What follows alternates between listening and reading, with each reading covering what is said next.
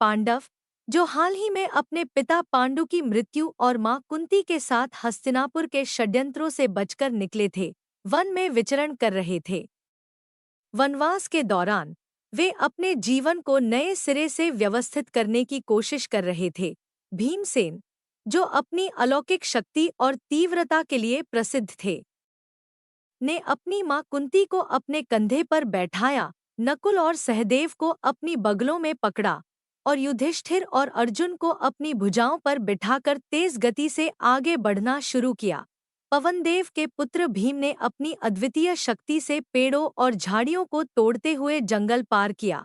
उनकी चाल से पृथ्वी कांप उठती थी और तेज हवा ऐसे बहने लगती थी। उनकी गति इतनी अधिक थी कि उनकी मां और भाई उनके शरीर पर बेसुध हो गए। जंगल की स्थिति भयावह थी। वहां पानी और फलों की कमी थी और जंगली जानवरों की भयानक आवाजें गूंज रही थी। तेज हवाओं के चलते पेड़ों की शाखाएं टूट रही थी। भूख, प्यास और थकावट से व्याकुल होकर सभी पांडव और कुंती सोने के लिए लेट गए। केवल भीम, जो अपनी मां और भाइयों की रक्षा के लिए सदैव सतर्क रहते थे, जागते रहे। भीम अपनी मां और भाइयों को इस स्थिति में देखकर व्यथित हो गए। उन्होंने मन ही मन सोचा, क्या पांडु की धर्मपत्नी और राजा सुरसेन की पुत्री कुंती ऐसी कठोर भूमि पर सोने के योग्य हैं?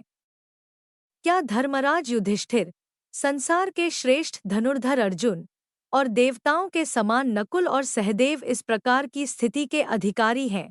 क्रोध और दर्द से भीम ने धृतराष्ट्र के पुत्रों को मन ही मन संबोधित किया। तुम्हारी दूरदर्शिता अत्यंत सीमित है। आज तुम अपनी क्षणिक सफलता पर खुश हो सकते हो, लेकिन यह याद रखो, युधिष्ठिर की आज्ञा न मिलने के कारण ही तुम जीवित हो। यदि मुझे आदेश मिले तो मैं तुम्हें यमलोक पहुंचा दूंगा।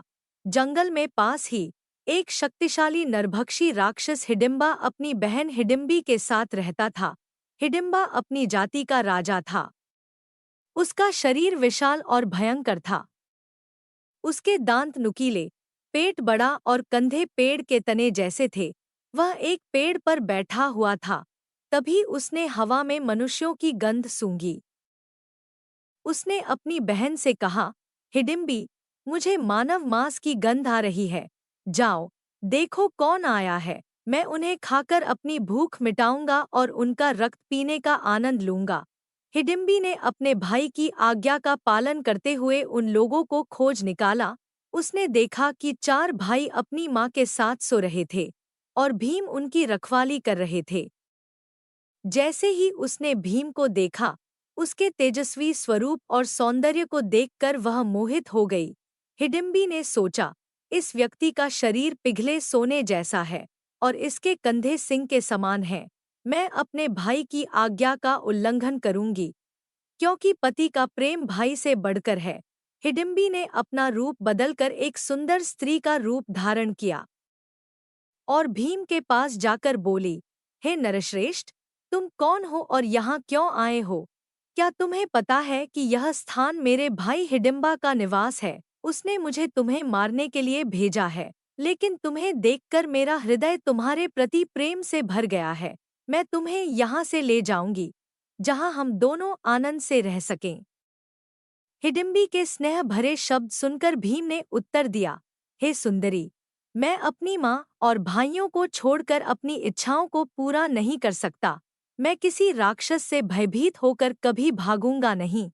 यदि तुम्हारे भाई में शक्ति है तो उसे भेज दो। मैं उसकी चुनौती स्वीकार करने के लिए तैयार हूँ। इधर हिडिंबा ने देखा कि उसकी बहन हिडिंबी वापस नहीं लौटी है। उसे शक हुआ और वह पेड़ से उतरकर तेजी से उस स्थान पर पहुंचा जहां पांडव ठहरे हुए थे। वहां उसने देखा कि उसकी बहन ने अपना दिव्य रूप धारण कर लिया है और पुष्पमालाओं और रेशमी वस्त्रों से सुसज्जित हो गई है। इसे देखकर हिडिंबा उसके इरादे समझ गया।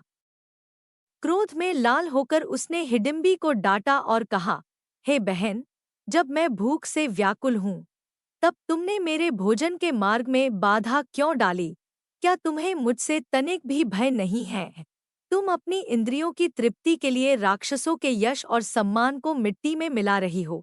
इसलिए मैं तुम्हें अभी मार डालूंगा। हिडिंबा को अपनी बहन पर हमला करने के लिए दौड़ते देख भीम तुरंत आगे बढ़े और दहाड़कर बोले, हे राक्षस, इन सोए हुए लोगों को मत छुओ। अगर तुम्हें अपनी ताकत का इतना घमंड है तो मुझे चुनौती दो। हिडिंबा ने भीम को घूरते हुए उत्तर दिया, इतनी शेखी बघारने की जरूरत नहीं है। जो कहा है उसे करके दिखाओ। तुमने मेरी शक्ति को कम आंका है। तुम्हारे भाई अभी आराम से सो रहे हैं, लेकिन तुम्हें मारने के बाद मैं उन्हें एक एक करके खा जाऊंगा। हिडिंबा, जिसकी आंखें पिघले हुए तांबे की तरह जल रही थीं, गुस्से में भीम पर हमला करने के लिए दौड़ा। भीम ने अपनी अविश्वसनीय शक्ति से उसकी भुजाओं को पकड़ लिया और उसे घसीटते हुए वहां से दूर ले गए जहां उनके भाई और मां सो रहे थे। हिडिंबा ने भीम को दबाने का प्रयास किया, लेकिन भीम की शक्ति के आगे वह असफल रहा।